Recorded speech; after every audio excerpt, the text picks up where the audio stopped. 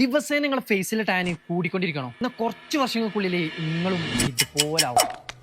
പക്ഷെ അതൊരൊറ്റ പ്രൊഡക്റ്റ് കൊണ്ട് സിമ്പിളായിട്ട് ഇല്ലാതാക്കാൻ പറ്റും. യെസ്, ഒരു സൺസ്ക്രീന് മാത്രം മതി. 3 മാസം മുമ്പ് ടാനൊക്കെ അടിച്ചിട്ട് ഇന്റെ ഫേസിന്റെ കോലം എന്താന്ന് നിങ്ങളെന്നെ നോക്കി.